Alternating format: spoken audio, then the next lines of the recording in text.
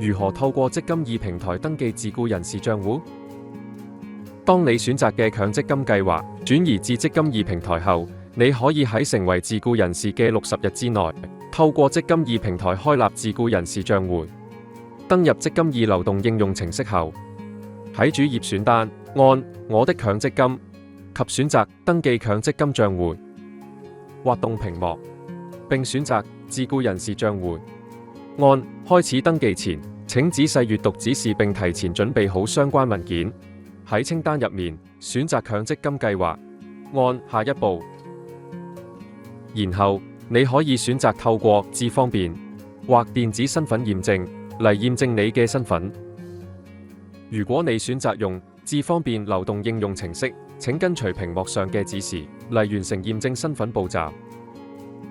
如果你選擇電子身份驗證，準備好你嘅香港身份證後，按開始掃描，選擇你嘅身份證明文件類別，並按屏幕指示嚟掃描你嘅香港身份證及進行容貌辨識。首先，確保你喺光線充足嘅環境下進行呢個步驟，然後手握住你嘅身份證，留意唔好俾手指遮擋到身份證上嘅資料。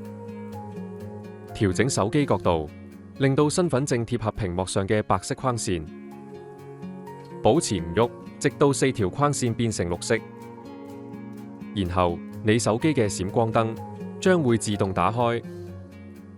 請保持身份證貼合框線，微調身份證嘅角度，將閃光燈嘅反射光點移至紅色格內，直到4條框線再次變成綠色，以完成正面認證。下一步，垂直手機並舉到你嘅視線水平，以進行容貌辨識。確保手機鏡頭可以完整影到你嘅樣，然後根據指示對鏡頭眨眼嚟驗證。完成身份驗證後，請輸入餘下所需資料，包括你嘅業務同個人資料。輸入你嘅電郵地址同手機號碼後，按驗證以接收一次性密碼並進行驗證。輸入你收到嘅驗證碼，輸入你嘅投資選擇。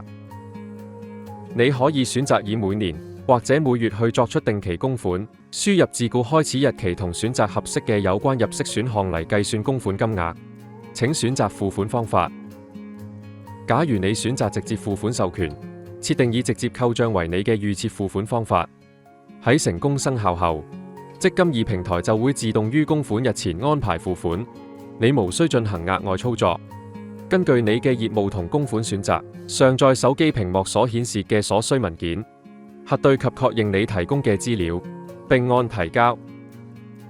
細閱條款及細則，按接受，你就可以成功提交你嘅登記申請。登記完成後，有關結果將會透過電郵或者短信向你發出。希望本影片對你有幫助。準備好發掘更多積金易平台嘅功能未？立即瀏覽積金易網站 www.empf.org.hk， 了解更多。